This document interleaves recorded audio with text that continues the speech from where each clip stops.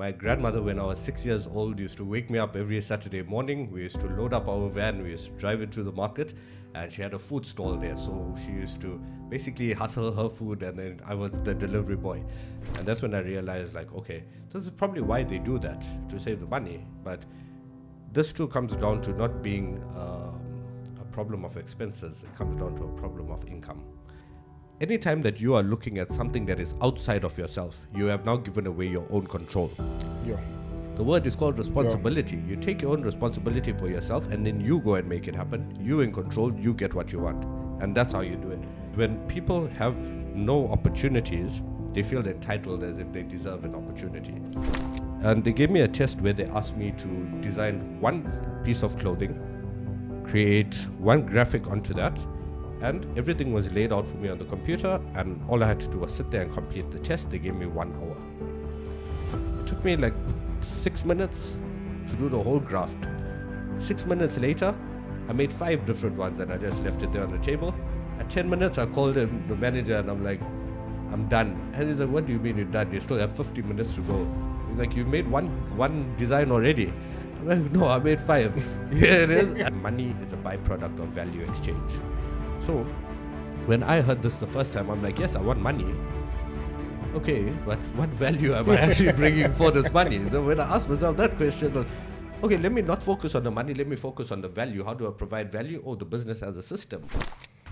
Oh, Zed, welcome to the TheCreatorConcept. Hey, Mawanda, pleasure to be here, man. It's excited. I'm very excited, man. You know, I've known you for years now, and I think one thing that stuck out about me is, one, your mindset. 2, you always looked at South Africa and you thought it's not about opportunities not being there. Mm-hmm. You went from head graphic designer to companies in Durban, and now you work internationally. So I think the first part is, when did you know that the conventional path is not for you? Sure, man. Great question here. On my side, when working in the traditional industry, I looked around me, I saw all the other staff members who I was working with, and I decided to myself, like, this is not where I want to be in the next few years. Sure.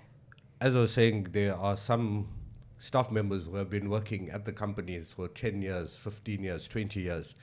And when you look at what they have been able to achieve in that time, made me think to myself, like, man, in 20 years, I don't want to be here as well, right? So if they're not going to have what I wanted, I didn't follow in those footsteps. I wanted to go out there and see what can I actually achieve by myself and follow my own method rather than the traditional path. Sure, that's so good. So take me back. Where did you grow up? What was life like before your career? Before the international stuff and before all of this, what we see now? Yeah, sure, man. My life basically is revolved around 3 main stages, right? So the first stage was like the before, when we were still on the come up. I had the grinding phase where I put in extremely hard work in the middle. And then you get the stage where, at the third step, when you have everything you've grinded for, and then now you get to relax. So from the beginning, I grew up on a farm in Shongweni. So if you know this, there's Shongweni's farmers market. Yeah. My grandmother, when I was 6 years old, used to wake me up every Saturday morning. We used to load up our van, we used to drive it to the market, and she had a food stall there. So she used to basically hustle her food, and then I was the delivery boy. So I should run around from 6 years old, doing business, collecting money, getting the change, going back, handing it to my gran. And then she used to be the one who used to teach me about the business concepts. Like, for example, we're selling this plate of food. It cost me so much to make it. I sold it for that amount. This is my profit. This is how you earn money. And this is how much we made over a certain day. This is all your gran? Yeah, from 6 years old. So I've always had this business mindset. And moving to the middle part of my life, everyone has to work, right? So myself, after finishing school, jumped into the working environment, started off at Wakaberry. So I was wiping the yogurt machines, cutting up the fruits, putting them out, and refilling those machines for everyone who used to come through. Made sure you greet customers with a smile always. And this is where now I'm basically looking around me. Okay, this is my first job. I'm earning something like 17 Rand an hour to be there. We're working long hours. Your back is sore, standing up all day. And I'm like, okay, I need to get a job in the office because this is where people are sitting down rather than standing, and let me go and work on this. So as time went by, I was very used to like food industry, right? Coming from the flea markets, going into the Wakaberry. So I started working in takeaway as a delivery boy once again. Uh, Basically delivering sandwiches to different companies, running up and down to different office blocks. And this is where I met the first graphic designer who actually showed me how to graphic design back in the day. So we were sitting down one day, I deliver his sandwiches every day, and I asked him, bro, I do not have money for transport. I did not bring lunch today. How are you buying sandwiches every day and you guys are eating, like you're eating good here? What are you doing? So then he introduced me to the graphic design concept. He made me to sit down with him after every shift that I had. I would sit down next to him with his little 13-inch MacBook Pro, and I used to learn how to graphic design. So it happened after doing that for about a week or two, got the hang of it, and then he asked me like, hey, instead of working in the sandwich shop, why don't you come and work for me? And he'll show me exactly how to, start doing this for a full time. So I started building up the graphic design, worked my way up through multiple different companies along the way. And that's basically my before story until I moved into the international space. Man, you dropped so many bombs there. I have to track back a bit. I think one, it's so powerful how you're able to connect the dots, realizing that you going back to the market together with your gran. I'm sure at the time, did it feel like you were doing entrepreneurship, or you're ashamed of it? What was going through your head doing it? Man, for us, it wasn't really an option. When you grow up in an Indian household and there's a family business, there's no start time, there's no end time. There's work time. You wake up in the morning, you on, bro, and they're waking you up maybe, it's an early morning market, so they start at 6 a.m. So we need to be up way before, loading the van, carrying stuff, doing everything, putting it there. For me, it's always been normal. Hard work has not been, it's not a foreign subject to me because I've been grinding my entire life. And since loading up the vans, putting all the things there, you still have to go take it out of the van. You need to set everything up. Sure. You need to then sell the entire day. And when you're done, pack it all up, put it back in the van, take it back home, take it out again. So the concept was never foreign to me of working hard. And I was never ashamed of it because when we were on the way home, we were always counting. So that was the best part about it. Yeah. But that exposure was so good. That exposure was so good to see that happening at the time.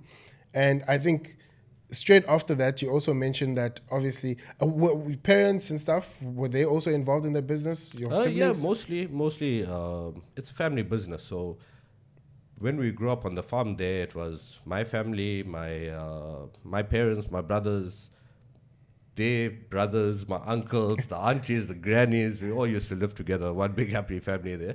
So everyone was involved. Everyone did their part. We just show up and get it done, I noticed it's we based in Durban in South Africa. I have a lot of, we call it Indian, but when you fill out forms, they say Asian. I'm so confused when they change it to Asian, but it makes sense. But from South Africa, I just know that it's Indian. You're like, who's Asian now? But I noticed, I think there's such a good, concept to learn. That when I speak to most of my friends or most mentors and people ahead of us, they speak about the communal part of living. Yeah. Then maybe to someone else is like, hey, so many people in the house. But it's like, I saw the economic part and I found it so smart in the Indian community that as people are on the come up, you're very communal on how you do things. Yeah. But that helps people save expenses. And a couple of years later, somebody goes out, they buy their house, they buy their car, etc. Is that, I've noticed it to be a thing. I mean, I even went to an Indian high school. Is that a conscious, I don't know, teaching? What is the background behind it, if you don't mind me asking? Well, to be my own opinion and not necessarily the truth, but in my own personal opinion, Indian people are generally really cheap people. They don't like to spend their money. So I think by them coming together, it's saving their money. But myself personally, I don't believe in that concept. I only started learning about expenses much later in my life when I had to take on my own. And that's when I realized, okay, this is probably why they do that, to save the money. But this too comes down to not being a problem of expenses. It comes down to a problem of income.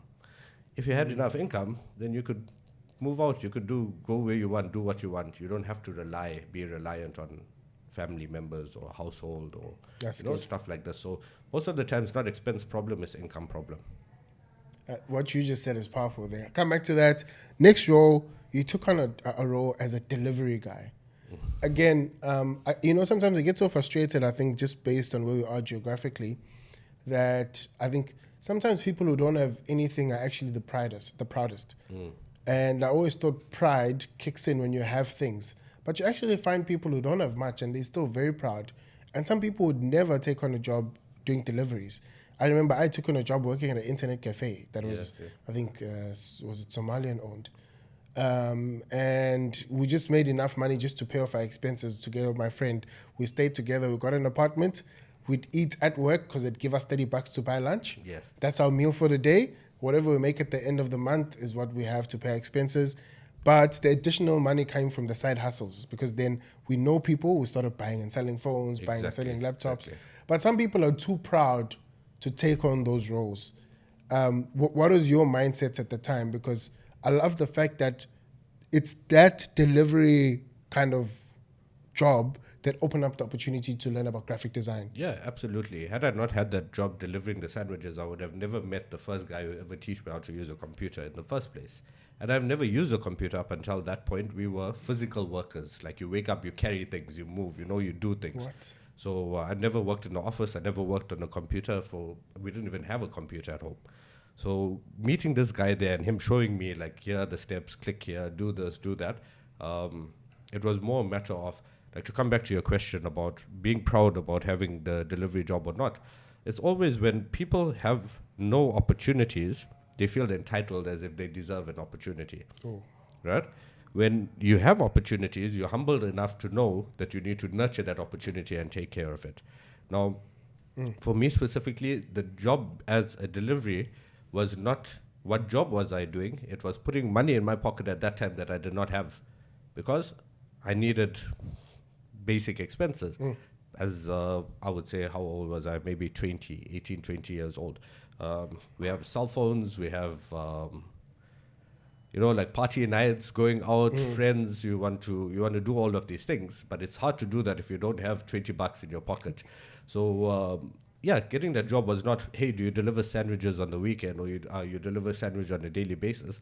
For me, it was like working towards, okay, now I can have the things that I want. I can get my phones, I can get my I can go out, I can enjoy myself. I got a girlfriend at that time too, but that came after on the graphic design. But before that, it was more a matter of just Survive. making money, bro. Survive, make money, yeah. And I knew that already money is important, but the skills that were required, I did not access at that time. I did not have them at that time.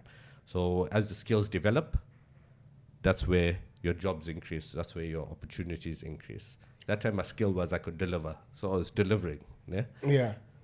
So what I also find so interesting about this is the fact that he taught you how to do graphic design. And I think from there, he gave you a role after seeing that you can actually have the skill. Yeah. But you then later on went on to do graphic design for major South African companies. And I would imagine that those companies look for certificates and qualifications and and all of that stuff in the CVs. Yeah. So how did you do at that role? But how did you land up at these major South African corporate companies doing graphic design? Amazing question, yeah. And I love the story that I can share with you. So when I first started in the graphic design, and I'm getting good at this, because of initiative and responsibility, meaning I always wanted to show up, always wanted to do something, and I was always responsible to get it done and provide the result at the end. As I'm sitting there, the owner started becoming more comfortable with leaving me to handle things. And he'd go out and speak to other customers, get more business and come in, and I used to be the one handling things back at the office. So I was to be the one who, I would pick up the phone, talk to the customers who've called, hey, have you done my stuff? Is it ready? How long will it take? And I started communicating with them, so I built relationships. That word relationships is the thing that is more valuable than money in this life. Sure. It's not about what you have or what you know. It's about who you know and who they know. Because by picking up that phone multiple times, when I went to the interview at the larger firm, They're like, hey, are you the same Zed that was working here? And I'm like, yeah, I am. They're like, you've done so much of work for us already. I'm like, yeah, I know like half your stuff. I know this guy, that guy, that guy, that guy. I speak to them on the phone every day. They're like, okay, well, that's pretty much the interview if you know what you're doing. Let's go up and go do your test. So I skipped the actual formal interview where they had to check through my paperwork. They had to check through like my qualifications because I had none. And because of that, they gave me the opportunity because of knowing these people already. I'm like, yes, I know the manager. I speak to him. Let's go and see him. So when I got to the manager, he asked me like, hey, you here for a job now? I'm like, yeah, sure, man. Put me through to the test. And they gave me a test where they asked me to design one piece of clothing, create one graphic onto that, and everything was laid out for me on the computer, and all I had to do was sit there and complete the test. They gave me 1 hour. It took me like 6 minutes to do the whole graft. 6 minutes later, I made 5 different ones and I just left it there on the table. At 10 minutes, I called the manager and I'm like, I'm done. And he's like, what do you mean you're done? You still have 50 minutes to go. He's like, you made one design already. I'm like, no, I made 5. Here it is. And then I'm out. So I woke up and I'm like, okay, I'm done. Thank you for the time. Thank you for the interview. And I'm out of here. On my drive home, they phoned me to say, you start tomorrow. What? Like, okay, done. That's how I started in the corporate environment. And then when I started in the corporate environment, this is where like my mindset started changing in terms of, okay, now I'm professional, right? I have a professional job. I'm working in a great company, fancy floors, fancy ceilings, fancy chairs, everything's fancy. First thing I needed to do was go open a Mr. Price account and buy formal clothes, bro. Put on my formal clothes and then I started getting to work. So people used to make fun of me because I was the underdog. I had no car. I was taking lifts to get there.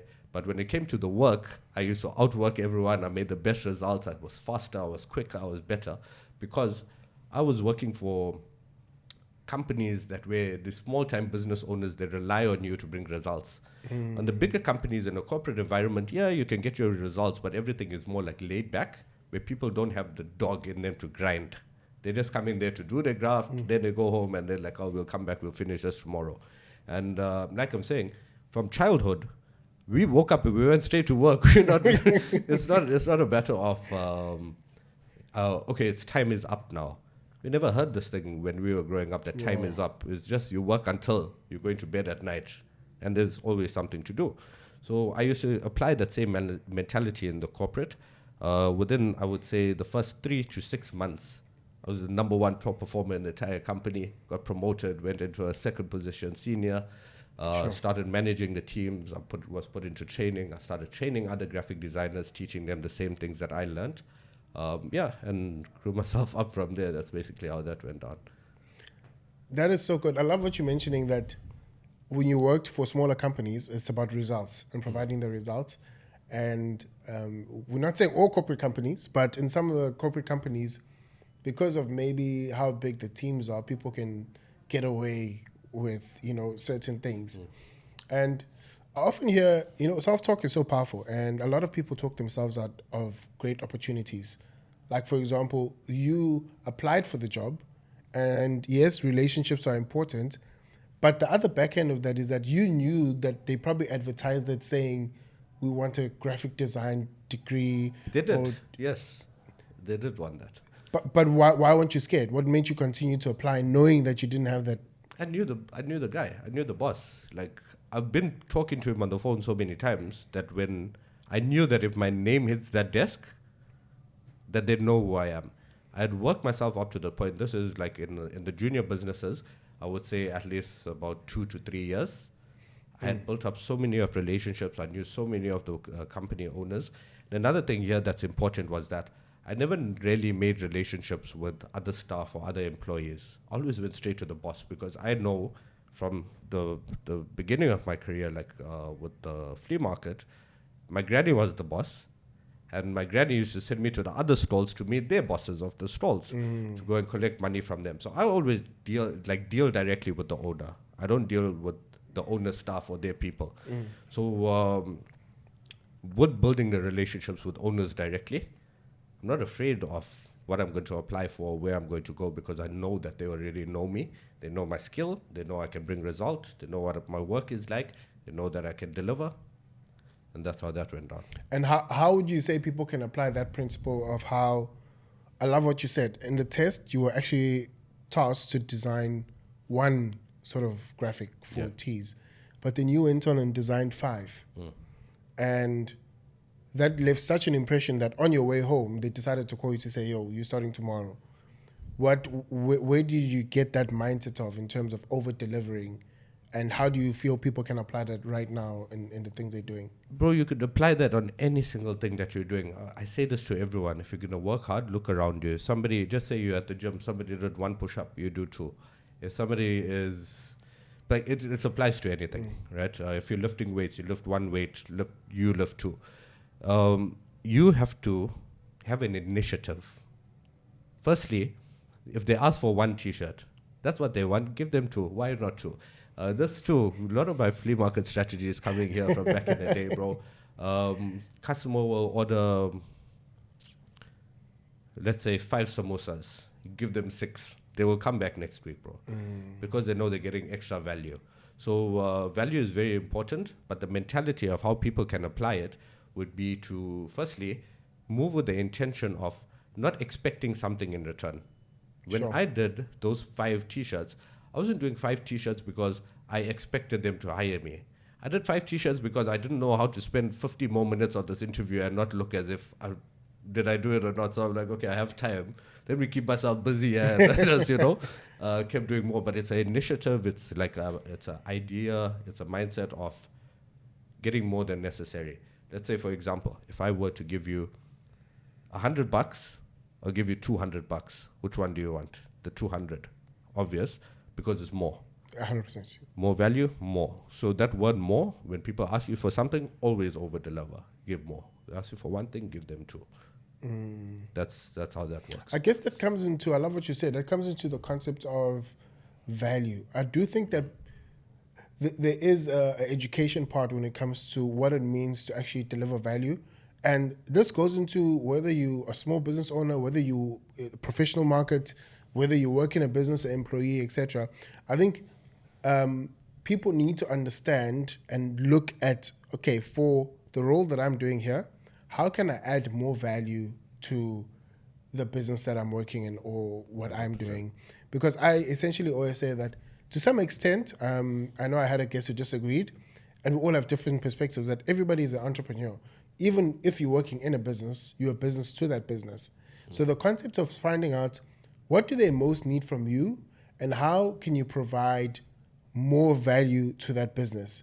What would your mindset around the word value is and how people can, just apply that? Absolutely, man. So to give you the answer to this, we have to understand what a business is in the first place. A business, the simplest way is to describe it as a system.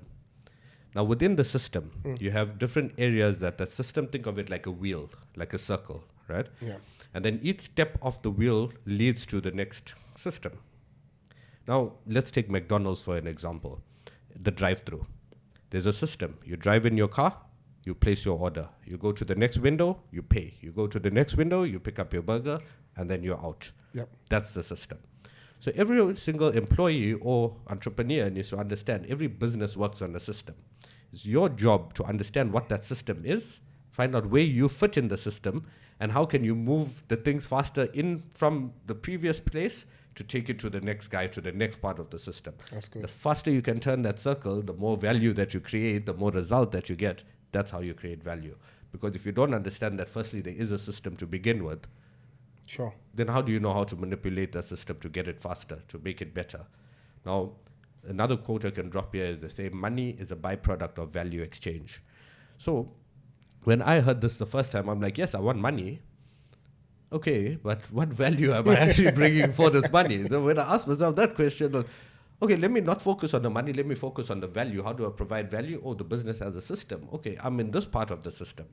Cool, now I'm going to get, when things come to me, I'm going to get it to the next part of the system much faster so that more can come to me and I can turn that wheel. Awesome. That's how you provide more value, and that's how you get more money, because now you're getting more results, people notice that results, they're willing to pay you for it. Sure. That's well said. That's well said. And now within the graphic design part, what were you doing to upskill yourself, and what were you doing, because you said that's when you really started working on your mindset and your belief. What were some of the things that you started applying? Okay. So the first thing that I started doing was I was listening to audiobooks. So firstly, I used to listen to music. All the latest Drake albums, I had them on my headphones, and while I'm graphic designing, I'd listen to music, and I'd be dancing along and creating my work and, like just doing the thing. Short. But then when I switched to audiobooks, and the first few books that I read were basically teaching me these success concepts, principles, money. And reason because of this was I had a partner at this time who is now my wife. She had a job, a car, everything was good. Like she was living her lifestyle. And she was my lift. She used to take me everywhere. So I'm thinking to myself, man, I need like my own money as well, like more, So I also wanted to buy my own car. I wanted to do all of these things. So I had to now start reading books to learn the knowledge that I didn't have. So I started with audiobooks. So my mindset started changing. Well, I'm doing the graphic design, listening to what these people are saying to me in the audiobook, and I'm, that makes sense. That makes sense. So I started taking down notes, and I started applying it in real time. So I should hear something in the book, like for example, one of the books, Robert Greene, 48 Laws of Power, says you court attention at all cost. Make sure that the eyes are always on you in the room. I drove home that day. I went and I bought a gold jacket with Versace leaves and everything, bro. And then I went to work the next day. And when I walked into the building, I broke necks. Every single person is like, who is this guy? What is he wearing, And I applied what I learned in the book in real time. Attention, right? I started getting so much of attention. Even the boss came over and he's like, why are you wearing this? Like, I said, no, it's for attention. So then now everyone knows my name. They know who I am. They know that I'm not afraid to express myself. But main important thing is I got the attention. Now they know who I am. I started working more on the mindset of applying the skills that I learned, where, like I said, I looked around me and I saw, okay, well, this is the life, this is a vision I have for myself, but the people around me don't have what I have. So if I follow down that pathway, if I go down the same footsteps that they had, that's the only thing that I'm going to get. And this is when I decided to break away, like, I can't do this anymore. I don't want to do this anymore. I want more. I want to expand. I want to grow. All because that's what the books were telling me. You can do anything. You can be who you want to be. And I'm like, yes, I can. I believe it. So let's go out there and do this. And trust me, it was hard. Like at the beginning, eventually I left my job, right? So at this point, maybe making like 20K plus per month, I quit. I said, I'm not going to sit here for 20,000 for the next 20 years. Said, I'm seeing people online on YouTube, they're making 20,000 a day. How can we do that? So then I went on a journey of discovery on entrepreneurship. And that too was not easy, but here we are. What is the hard thing of when you just quit and you now no customers, no money? Very hard. You're sitting there and you're wondering like, gosh, what do I do next? How do I find my next loaf of bread? Sure. Because you still have bills to pay. You're still helping out in the household. You're living with your parents. You have to pay that money for rent, basically, So, it was tough. And if I told my parents that I quit my job, they were not going to be impressed. So I kept it a secret, and I used to wake up every day and still drive out of the house. And then I'd go to Mshanga Pier, and I'd just sit down and think of ideas or try to plot now, okay, what am I going to do today? What is the idea here? And this is where I found a lot of time to go and spend with guys like you, where we used to do activities, sporting activities, mentorship, this, that. That's where I built more relationships with others. And then, I had a fair income at that point, money coming in, a few customers here and there. But that was very difficult, the transition of having a full-time salary, then starting with zero, then building up a base. But I'll tell you the good part was I only needed 2 customers, and I made more than my salary. The 3rd customer was gravy. 4th customer, now I'm living well. You see, so I managed to pass that 20K with 2 people, like 10 grand. My 20 was over. And it wasn't I had to wake up every day and go and sit in that office for 8 hours per day, whatever. I was doing this from the comfort of my bedroom.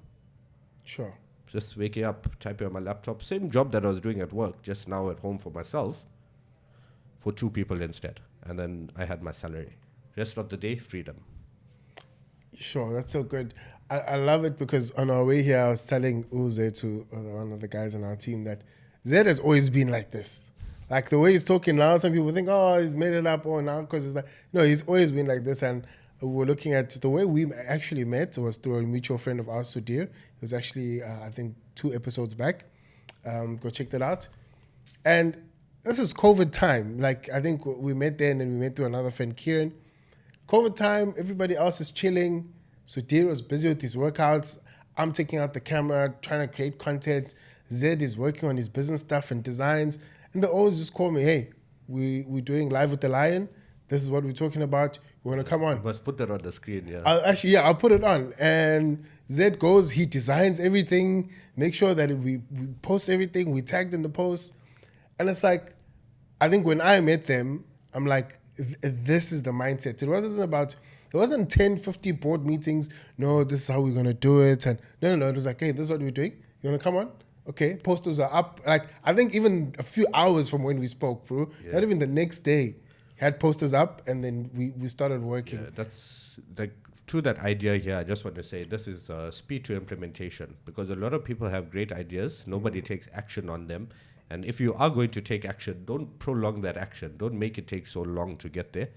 Do it. If we said we're going to do the podcast, I will open my laptop up right now. We created the poster. This afternoon, 6 p.m., we're live. And then it wasn't even like we needed equipment, major things that we needed to go out and purchase. We just went on Instagram Live, invited each other over, and we had the conversation as we were going from there. So you can basically like action things. And remember, this is coming from a place whereby it's COVID, everyone's in lockdown, they're sitting on their phones. We are looking to capitalize on their attention. So this idea came to us, okay, let us share with them our mindset. And this you're talking about 6 years ago, bro, 2020, right? From back then, we were on the same idea of entrepreneurship, wealth, growth, trying to succeed in life. And success too, still, it's a journey, right? Yeah. Everyone would argue, oh, success is a journey, it's a destination. My question is, if you don't have success, how would you know? You need to walk that journey yourself. You need to go and see for yourself, what is it? Is it a journey? Is it a destination? Go find out and get your own experience. I also like to say, don't ever listen to like other people's opinions. Where right now we having a conversation, you can take what I'm saying and you can find a way to apply it to yourself. But it doesn't necessarily mean that it's true for you, it's true for the next person. Well said. You have to go there for yourself and see. Well said. What it's about, right? And then from there, then you make your own decision. So you went on, I remember the phase, you started your own business. I'll never forget, this is just as COVID was ending. Zed pulls up in a 3 Series. With BMW at that time. We're like, Zed, bro, it's like, bro, the interest rate is low. I went in, I got whatever, made it happen, rocks up in a BMW. And so Tira like, okay, shucks, game on. This is like, it was motivation for us. It wasn't competition in that sense. It was just motivation. We were all bras. We're like, what, game on? And I'll never forget even what you said, that don't look at what I'm paying for the car. I'll gain another 4 clients, and the first clients will pay for what I'm paying for the car. Understanding perception and understanding how people work. Best decision of my life, buying a BMW, bro. I'm telling you. Firstly, it's a beautiful car, but the way that you are perceived in life, it's what people see with their eyes. They come to their own conclusions. So that's good. You could be a billionaire and you could ride up on a bicycle and you can ask for help. No one's going to help you. They don't know who you are. But if you come in a BMW and then you ask for help, people now want to help you all of a sudden because they're like, oh, big man, we're going to, have respect. So before this is how my journey went. No car, taking a lift, BMW. I bought that by myself. No help, no handouts, no nothing. I went out there, I did my work, I collected the money, I bought the car. And it was funny then because even when I bought my BMW, I was 23 years old. Look around me, nobody at 23 had anything close to what I was at that point. And it was when I went to business meetings. When you pull up to that meeting and they see how you came there, suit and tie, BMW, cars washed, fresh, haircut, everything, you perceive now already as someone that know what they're doing. They obviously got everything in line for them. But here's the kicker. I was still the same person. I'm still the same kid who was the delivery boy in the flea market all these years ago. Just now they take me differently. They're like, oh, wow, look at this guy. Now he's pulling up like this, pulling up like that. And I always say, like, if you had to put two people to go to the same job, and I come in my BMW and you come in whatever whatever it is that's not a BMW, they hired me every single time. Not because I had better skill or it's just how people perceive it, because they think now that that's going to rub off on their project. Right? It's association. Like, does all of this work? It worked for me. I can say that much. You know what? I always used to argue that question, does all of it work? And then I think just listening to mentors, understanding that people buy identity, people buy association, people buy reputation. And that's the reason why, if you look at cars, you can get, you can get a small Toyota Yaris, you can get a Mini Cooper, you can get a 3 Series, and then you can get a Bentley. All of those things do the same things. They all take you to the destination that you need to go to. But the reason why people spend different amounts of money for all those things is because another person will buy a BMW because it drifts well and it looks good. It's a good race car. Another one will buy a Bentley because they want to hang around with people who buy Bentleys. Somebody else will buy a Yaris because they're still at a starting point and it's a great car. So I think I often used to struggle with the idea of charging more because, one, I firstly had to change my belief in understanding that charging more, I didn't see myself as a person worthy to charge more. So I first identified that it was a me thing to understand that. And then once I got over that, I also had to get over the understanding that a person who's used to buying videography services at 100,000 is not going to trust you if you come and sell it to them at 10,000.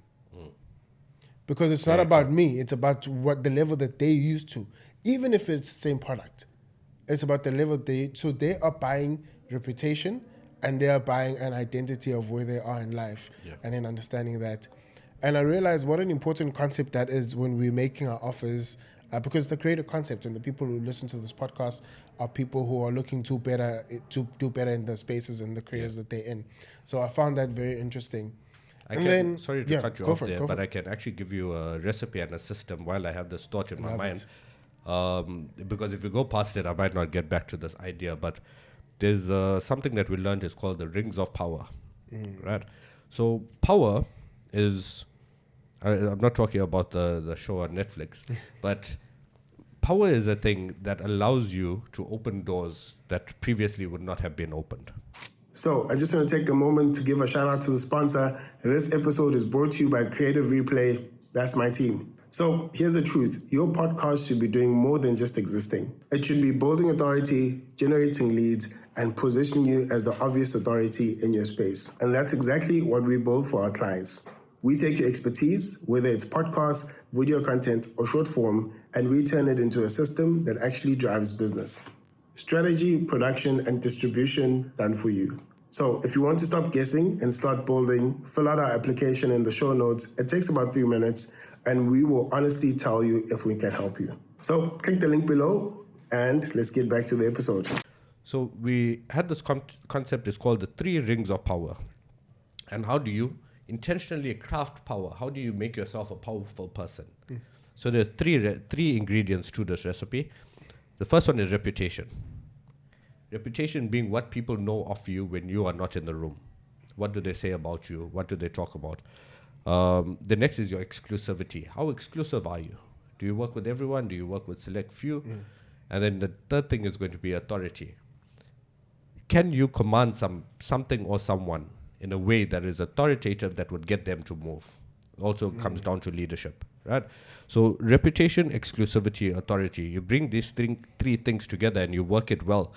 Number one, you work your reputation. You make sure that you don't tarnish it. You do good, you be good, and people know you as a good person. Your reputation, check.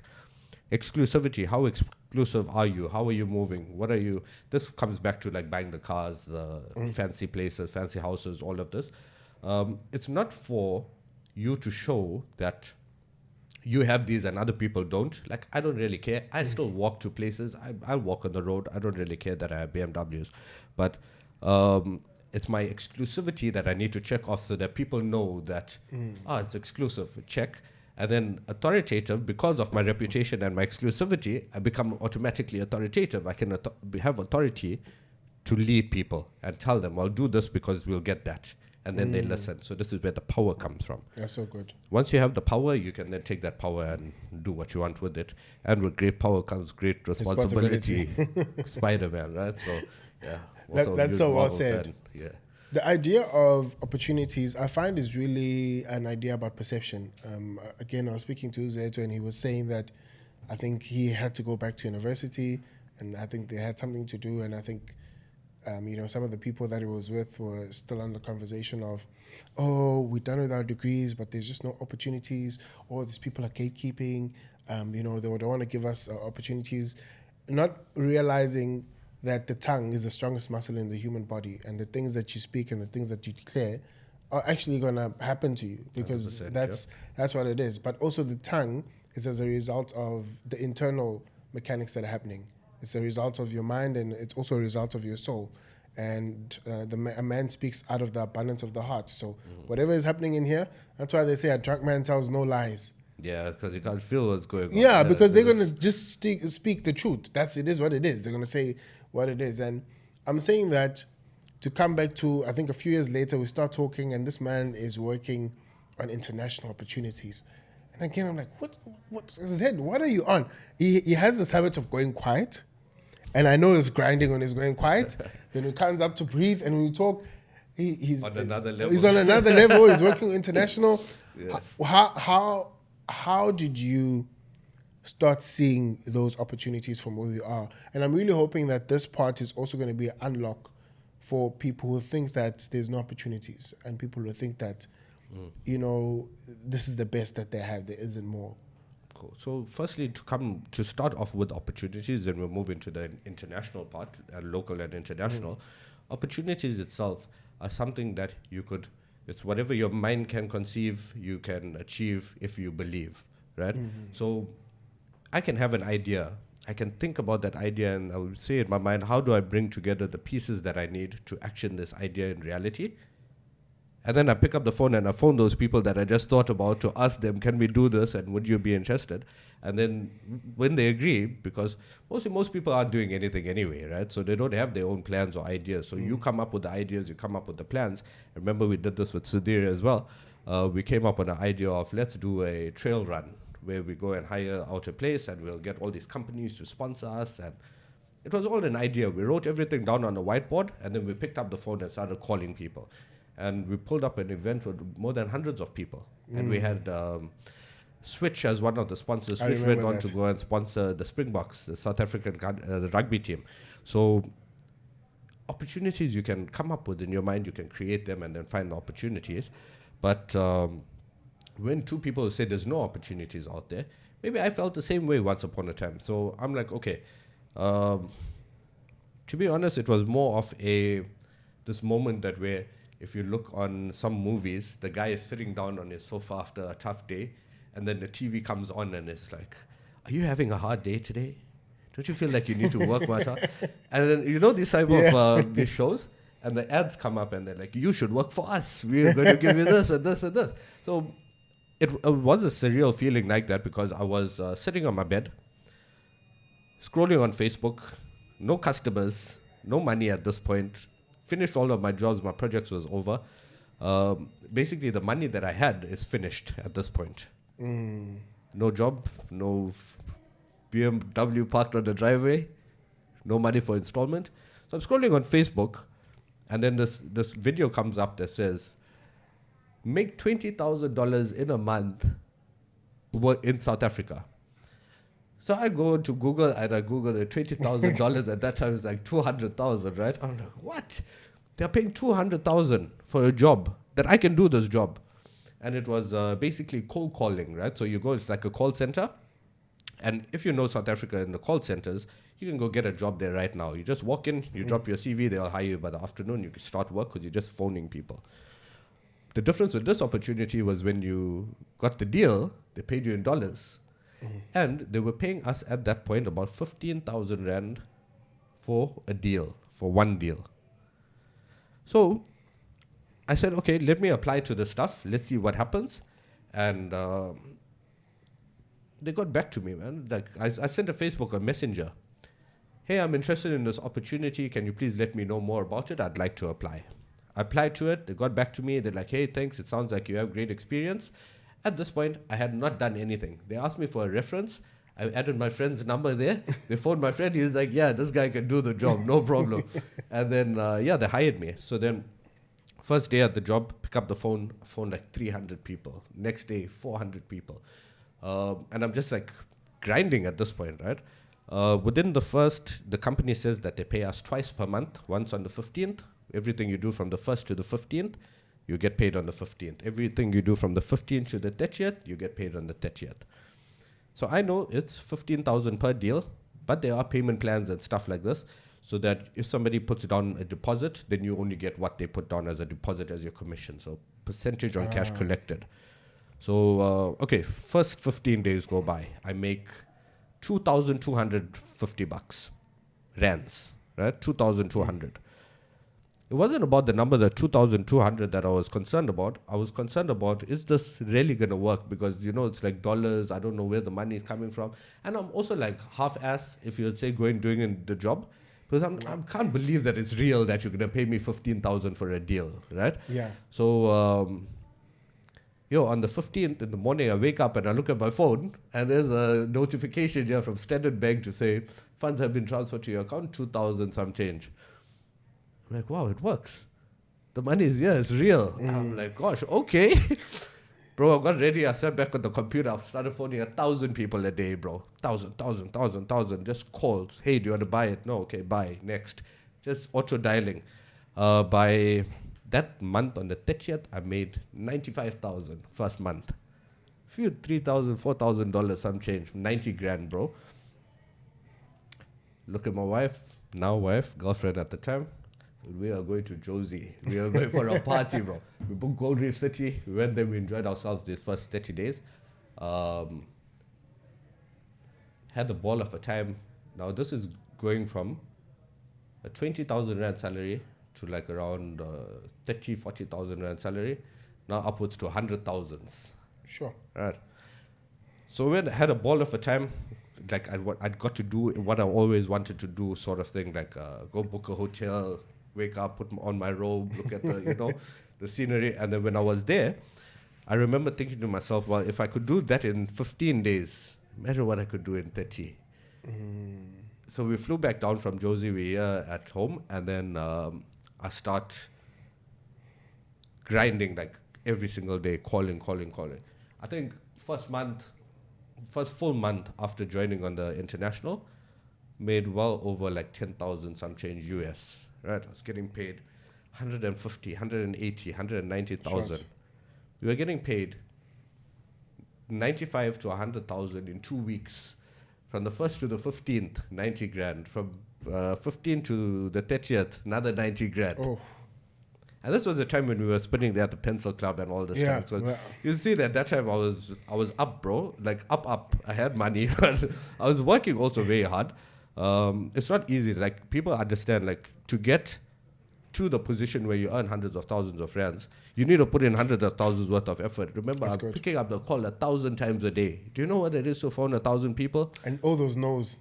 Bro, so many no's. Out of 100, how many people say yes? I only needed like to make 100,000 6 deals. Yeah, but I'm saying out of the 100 calls, how many people say yes? Well, quick math, right?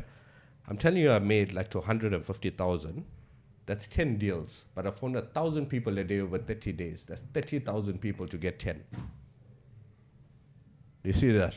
But also, I'm saying that's also what? 29,990 to say no. Yeah, and you still need to phone them anyway because you don't know who's going to say yes on the other side.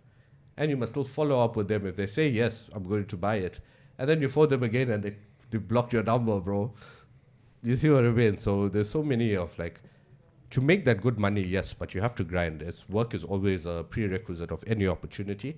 Yes, there are opportunities out there, but don't think you're going to get the opportunity and then now it's free money just because it's dollars. No, you still have to graft. That's very important. How important would you say? I grew up, I think it's going to be different from you hearing your background. For me, the idea of selling always felt like I don't want to force somebody into buying something. So it always felt like, I don't know, I don't want to use the word ashamed, but it always felt like, selling just felt uncomfortable. The word of it, the language of it, I didn't necessarily grow up under entrepreneurs except for when I was selling avocados for my grand for $1. Now they are not R1. How important do you think the skill of selling is? Sales is everywhere. Sales is everything. Right now, you need bread. Someone is selling it to you. You need water. Someone's selling it to you. Sales is a very important subject. It is the only prerequisite of success in a business. Without sales in a business is dead. You can have the best marketing in the world. You can have the best staff. You can have the best product. You can have the best everything. If you ain't selling it, mate, you ain't getting nothing out of that business. Now, a lot of people have this negative idea or connotation behind sales. It's sleazy. Oh, you're just trying to sell me something. Oh, look at you. So in the international space, we don't go as salesmen. We go as closers. So the point of a closer is a different identity. A salesman goes to a used car dealership and they are trying to get you to buy a lemon, like bad car, and they're just trying to sell it to you to make their commission. We approach as consultants. We wear suit and ties. We are very professional. We consult you. We want to know what is your need. What actually do you require? How can we help you to get there? We build up a plan together, and we're not necessarily selling you anything, boss. You want it. I'm just putting the deal together, and we're closing it. So our identity is that I ain't even selling you. If anything, I don't want you to buy it because I'm not sure whether it's going to benefit you. But let me ask you first, will it benefit you? When they say yes, okay, how so? Why do you need this thing? They will tell you why they need it. Once you understand that, you can now take your product and you can apply it to what they need. And then they feel like, oh, this was made for me. And that's how you get the deal. That's why you close the deal. That's a masterclass right there in sales. Yeah, well, it's closing, not sales. It's different. Sales is sales. We are closers. Yeah, we close the deal, bro. Hey, I'm a closer, guys. How can people... Okay, after that first role, what other international roles? I mean, because again, I'm going back to the whole opportunities thing, that you didn't just, necessarily... You got into a role, I'm sure you learned how this whole thing works and this whole world of being in South Africa, working internationally. What have you learned through the roles and the growth stages you've had? And can people get involved in this? Yeah, absolutely. Well, firstly, in terms of the lessons, what I have learned is that there's other killers out there. If you think you're a killer, trust me, there's killers out there. Now, it becomes more a matter of you're not versing it's you versus the general population who aren't even there. Like, if you're in South Africa, you make over 100,000 per month, you're earning executive level money at a young age. I'm like 24, 25, of what people who are 50 years old are not earning. So I can't be versing my friends at my peer group or whatever. I can't verse you guys because it's not a versing. Like, it's not the same category. It's like putting a heavyweight fighter with a junior weight fighter that you know is going to win, right? And that's true. I'm not saying out of ego. It's just result. It is what it is. Yeah. So when you go into the international space, you realize, okay, you're the killer, but now there are other killers making even more than you. Then now you need to step it up, right? So what I used to do was, back to the idea of adding value to the company, I started the job as on the phone, cold calling and calling people, closing deals. After I started closing deals and I got more comfortable with that, I said, well, I have graphic design skill also that's just dormant in my mind. I'm not using it. So I took it upon myself initiative once again to start now updating the company's business flyers, their posters, their Instagram, their email signature. I didn't ask for permission. I did everything and I gave it to Delani. And I said, boss, here's everything that you need. Because I saw that there's a gap here that needed to be filled. There's a gap here. That's good. I did it, and then I said, it's like, wow, this looks actually amazing. You could do this too? I'm like, yeah, I've been doing this the whole time before I got here. It's like, okay, cool. Hired. They put me in another position. Took me off the phones, put me into, for the same company, but to manage now all of social media, manage the pages, create the content, posting, etc. Back to what I knew, what I could do. And that was, I didn't now have to pick up the phone to make that money, but it was still decent money at that point. So yeah, that's how that worked.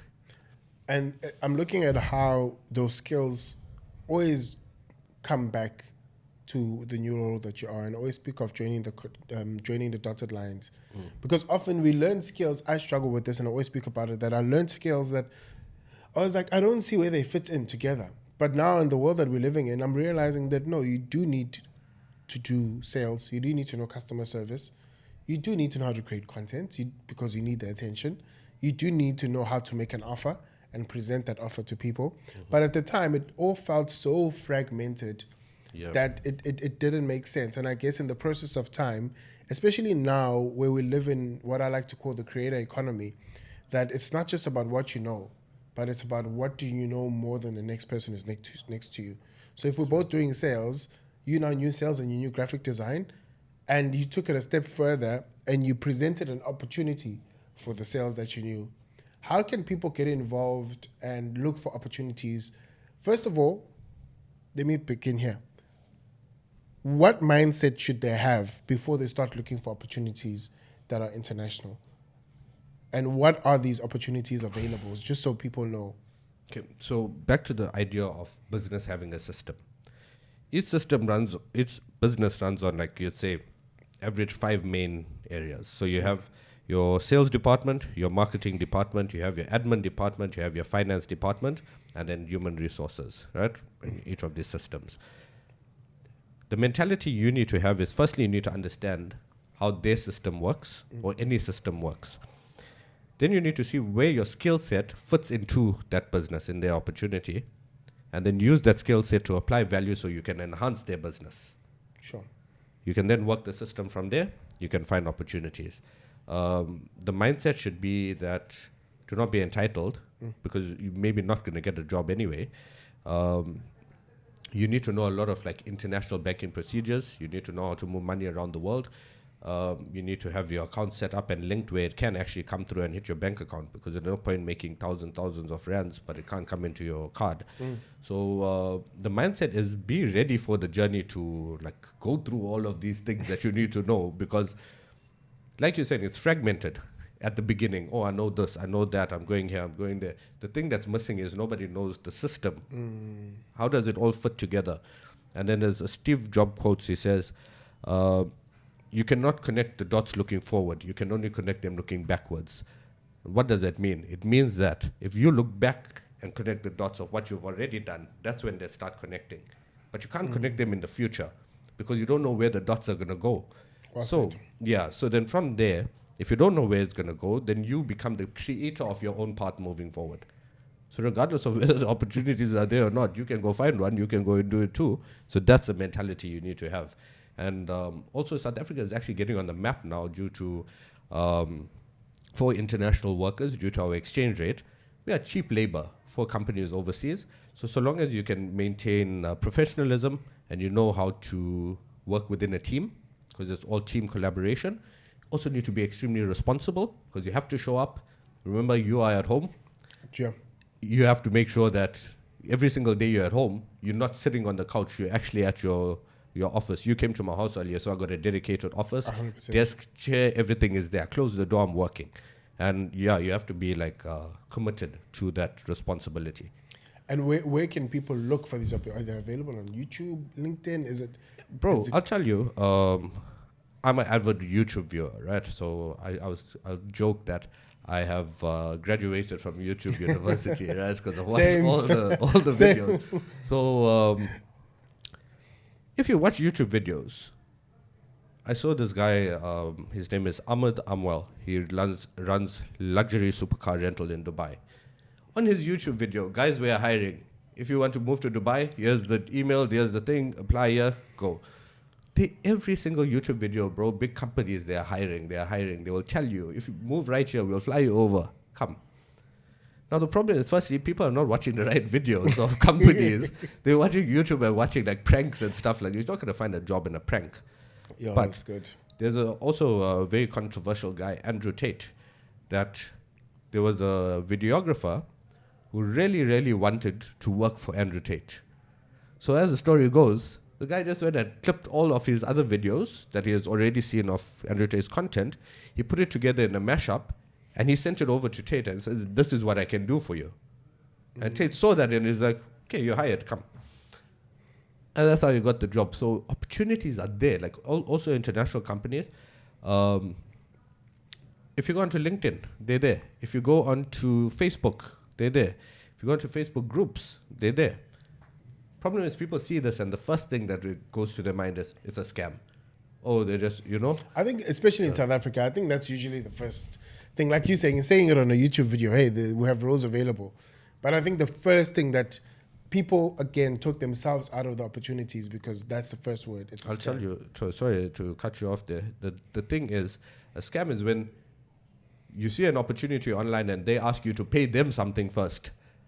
And then you're going to get the opportunity. See, when I started, I didn't have to pay anything. They just gave me a list on the phone and they told me, phone these people.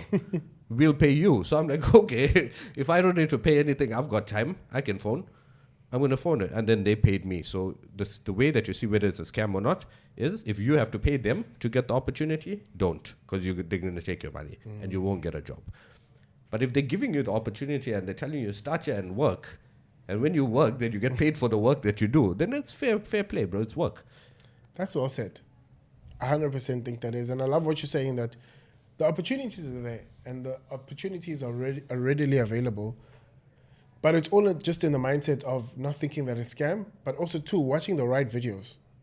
Because now that means that you obviously, for you to see an ad, Facebook targets people. Yes. And the reason why they targeted you for that first international role you got was because that means you're watching things that are adjacent to that. Which meant that they saw a behavioral identity to say that if we show this person this ad, there's a high chance that they're gonna. Yes. Yeah. So as I was saying, I was watching videos about sales to learn sales so I could sell my products to companies locally. And because of watching those sales videos on YouTube, the algorithm picked up and sent me sales roles on opportunities when I was scrolling on Facebook under ads.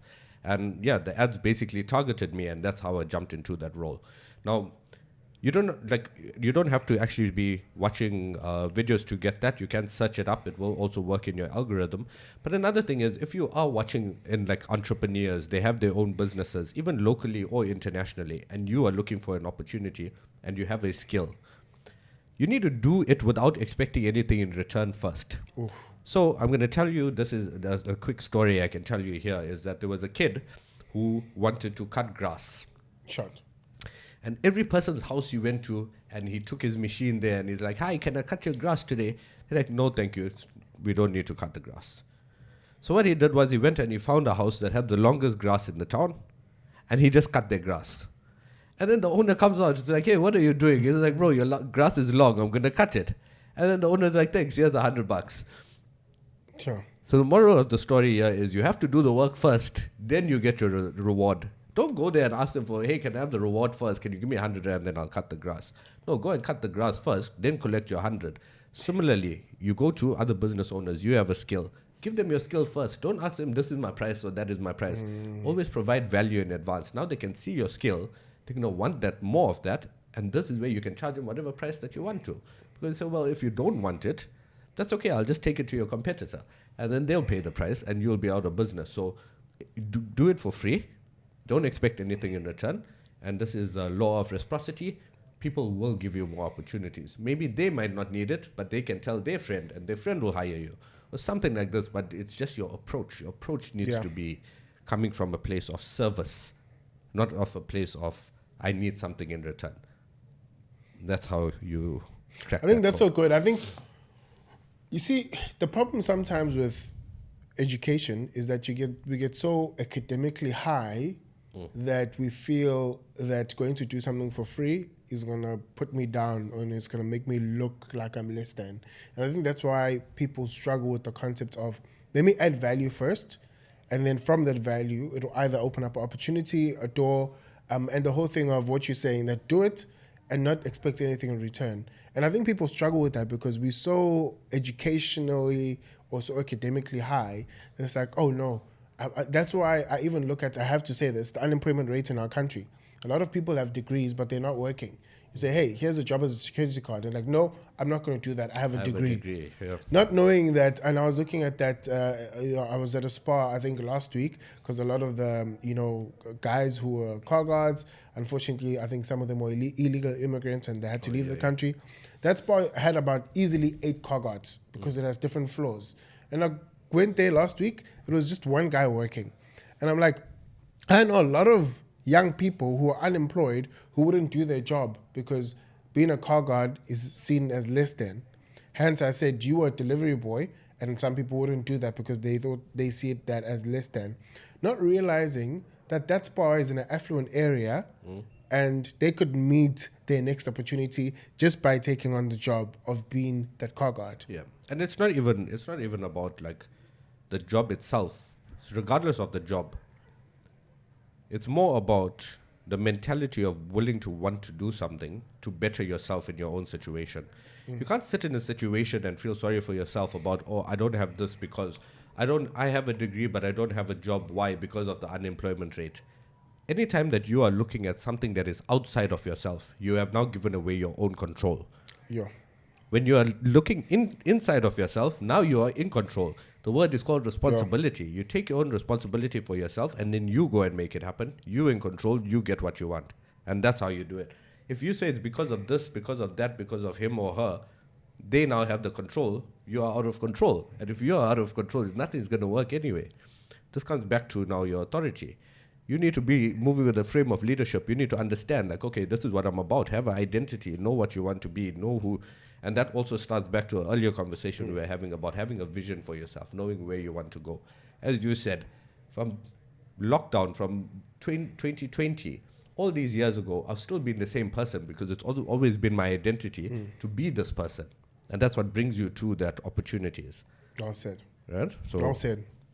That's where So that comes from. if someone is feeling stuck right now, they're in a job that's fine, but it's not fulfilling, or they're unemployed and losing hope, what are the 3 things you'll tell them to do in the next 30 days? They both need different advice, so I'll have to give you 6 pieces, yeah? Go for it. The first 3, the person who's already employed, they're in a business, they're unfulfilled, and they need to earn more or be up in a position, and they're just not getting it. Number 1, understand your system. If you don't know how that business works, you're not going to know how to run that system. Number 2, work harder than your peers. When they go out for coffees and this and that, don't get involved in this small talk. Put your head down and work, because companies need workers. That's why you're going to be there. And number 3, don't expect anything in return. You can be the hardest worker in the room. Your boss will give you a raise. You're not entitled. Just do your work. Eventually, it will get noticed, because the quote goes, the man who does more than he is paid for will always get paid for more than what he does. That's so good. That's what I'll tell a person working in a company. For somebody who's unemployed, I'm telling you, you're earning 0 anyway. Go and work for free. At least get a job. You got nothing anyway. You're going to get nothing. Bro, walk to work. Walk to work, find a job in your closest kasi. There's a section there. Sure. Go to the shop, sweep the floors. You're doing 0 anyway. You're earning 0 anyway. Maybe you sweep the floor, they'll give you a meal. They'll give you $20 or $100 for the day. Then go to a car wash cars. Just keep yourself active. Step 2, once you are now in that job, understand the system of that business. And then capitalize on that. Look what other people are doing. How can you move the efficiency? How can you make it faster? How can you make it easier? How can you... Now, all of these things, the business owners, they notice because they can see that you're helping their business to grow. And then number 3, build a lot of relationships. Always know people in every different place. And like, for example, if I walk through any building, from the security guard to the receptionist to the owners to the staff members, so I know everyone by name. They know me. I build relationships. You just have to be an expert communicator. So let's say your boss is walking past, make it known that they know that who you are, right? So then you can say, "Hello, boss. How are you?" "Oh, hey, okay." And then they'll just even if it's just a wave, but make sure that they see you, because you'd always want to be in the center of attention in your own world, not in the whole world. In your own world, be the center of your own world. That's what I'd say to a guy who's unemployed. And those are three things. That's 3. That is so best said. And it links to a conversation, again, we were having with Tuzet. The idea of, I think especially, I'll speak for South Africans mostly, they must learn to work for free. Not because it's who you are, your identity. It's not an identity thing. But firstly, success loves speed. And success also loves momentum. So you going into a system and a value chain, like you're saying, and going to work for free is firstly for you to gain momentum. And two, in most businesses and in most spaces, I promise you, whoever the boss is or whoever the person is that's in charge, they will notice you. And even if it is not an opportunity you're going to get from them, that's going to give you the ideas and the mindset that you need for the next stage. Uzetu, same example.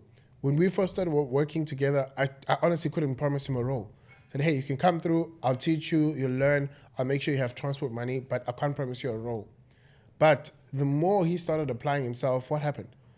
I wanted to make sure that I find the work to pay for his role because he applied himself. Yeah, the same principle works in all areas, in all businesses. And I'm not saying this as a business owner or like entrepreneurs or whatever the case is, that we're looking for people to work for free. That's not what I'm saying. We will pay you. Yeah, it's not about we want people to work for free. I'm just saying you're earning zero anyway. Go and do something. You know what I mean? And at least get something, because when you are noticed, then that's when your doors open. Another good quote that I heard here is that the opportunity is not waiting on your couch at home, bro. No one's going to come and give you the opportunity if you're sitting at home on the couch looking for it. No, opportunity is out in the world. You have to be out and about. You have to be in that place in that time for you to find the opportunity. So if you never wake up and go out today and you're sitting at home and you're scrolling and looking for an opportunity, no, your opportunities are outside. Opportunities are collaborative. It's not a single person, because all businesses have structure. All structures have teams. All teams have systems. All systems need to be worked. So it's a complex idea that is very simple if you understand it. That's well said. Zed, it's been amazing having you here. Been a pleasure. And I'm sure everybody who's joined this podcast episode, you're either inspired to do better in what you're already doing, and if you don't have much to do, you already know that you need to be doing something with the time that you have. We're going to take you through rapid fire questions that we ask everybody who joins the podcast. And the first one is going to be, what does empty your cup mean to you? Empty your cup means you need to show up humble. Don't come with your own idea or ideology about what you think the situation is. Sure, that's good. What's one belief you held about success that turned out to be completely wrong? You need money to make money. You need skills to make money, not money. That's a good one. What is the one skill you think every person should learn that most people ignore? Sales. You have to sell. If you're not selling, you're dying. If you had to start over tomorrow, no followers, no reputation, no money, what's the first thing you do? Get back to hustling, bro. Like, if I had to start over, what would I do? I never actually thought about it, to be honest. I was always on a trajectory of moving forward. If I were to go back, the first thing I'd do is I would start building relationships with people who know people and offer my services to them for free. I have a skill, here's my services, tell me who needs it. That's dope. And I'll do it, yeah. What would the 20-year-old self not believe about your life today?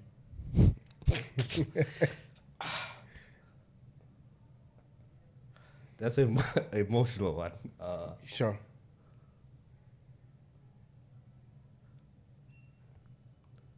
You would not believe I'd be here. Sure. Yeah. Why? Because when you start, you don't think it's possible. Sure. But then you do it, and then it's emotional, but yeah. I think that just speaks to the fact that you've been on a journey, and the fact that everything we're speaking about here today is not fluff. Oh no, it's just facts, but I've been there. That's why I can tell you about it. A lot of people, like, I remember at the beginning when we used to speak about like ideas and telling people about these things, they would say, oh, you just read that in a book, or you're quoting what somebody else said, or they said this, or they said that, and where's your substance, where's your result for what you're saying? And then as you go through the process, and then you actually learn, then you know, okay, now you can hear that this man is speaking from experience, he's not speaking from books or like ideas. So yeah, man, that's experience. You have to walk your own path. Everyone walks their own path. I'm glad that I'm here, and we worked to get here. It wasn't like luck or chance or whatever. And we still work until today. Wake up every morning, I get to work, I do my thing. It is what it is, bro. It's life. Life is work. Work is life, yeah. That's good. Complete the sentence. Everybody is designed to create because Everything you need is within you. Already. Zed, I appreciate you, man. I appreciate you. It's a pleasure, man. I didn't expect to break down and cry. Yo, Nah, bro. Listen, this is real life, bro. It's real life, and I think for me, it just speaks to how real this journey is. And I think the things we speak about, and I know people hear about the journey and so forth, but I think people need to realize that this is real. Ever since we've met, whatever we speak about, whatever we do, it's real life. We're still creating now. Exactly. And the whole point is that this also inspires somebody else who maybe feels stuck. And that's really why I do this. Yes, there's offers and stuff, but I want the person who's watching this and who feels like this is not possible, or they feel like they're stuck, or there's no opportunities, to have that mindset shift and to understand that. Bro, it's definitely possible. I started from the bottom and worked through the entire categories, all industries. I've worked on every job. I swept floors, I mopped floors, I've done it all, clean windows. I've done every job in every area of a business to understand how that systems work. And then at the same time, I've also excelled at every role in that position to get to the next role and keep going. So to other people out there, is it possible? Absolutely. Can you do it? Yes. Only thing is, be willing for the journey, because it takes time. Myself, I'm a 10-year overnight success. I've been working the past 10 years, and now, you know what, we're still working. But other people see success in different ways. I would say there's levels to it. Understand the levels and then play each level accordingly. It's like Super Mario Brothers. Keep going to the next level, and that's how it goes. Zed, I appreciate you, man. Pleasure. You're still the person I met that day till today. And I wish you nothing but greater success for you, your family, and everybody who's close to you. And I also wish you the time to enjoy what you're building, the time to reflect on what you're building, and to strengthen the relationships that you have around you, brother. 100%. Thank you for having me. Appreciate it. Love sharing this with all of you. And looking forward to the next episode once we're on the next level as well. 100%, bro. There's still so much we need to unpack. But for now, for segment 1, I always say that I want to design this podcast in a way where people who come on can be repeat guests. Because like we touched on your journey today, but we could learn more about sales. We could learn more about, there's a lot of practical things that we could learn. Almost like master classes. So much of answers that we have, so many answers that the wrong questions, let me restart that. There are so many answers to questions that were never asked in the first place. That's good. Right? So the answers are there, yes. We have wealth of knowledge, but it just depends on the topic. Like next, say, for example, we're talking about Instagram algorithms. Now we can go down a whole rabbit hole. We can go on, 100%. So, yeah, man, definitely had a great time here today. Did not expect to get emotional, but I just want to explain that real quick, because I haven't cried in for like 10 years. The reason why I feel emotional about that question is because I could see myself back then asking to get here. So it was like full circle, you know? Yeah. Like, okay, that was me. Yeah, man. I think just those moments of reflection are important, because I think sometimes you get so focused on the grind. I think when you get back and you look at the state, and also, man, we've been through some tough moments that we don't always have. Obviously, when you're going through it, you're alone. So not everybody sees it. So I wasn't there when you had no clients, and none of us were there, but you know what that's like. Nobody was there for me when I had no place to go, and I had to call a friend, bro, I don't have a place to stay. Let me crash at your couch. He's already staying in a communal place, and I am crashing on the couch. And the guy's like, my guy, you and I need to move out and find a place quickly. Nobody knows what that's like, and that's emotional for me. It's all of it. It's real life. It's man, we're not. I don't know. We're not making things up, but we want to share from the things that we've been through. Hopefully, for others to watch this, and for our kids, etc., and be like, okay, I can learn from that, and this is how I can apply it. 100%, man. Signing off was an absolute pleasure. See you guys. Next episode of The Creator Concept.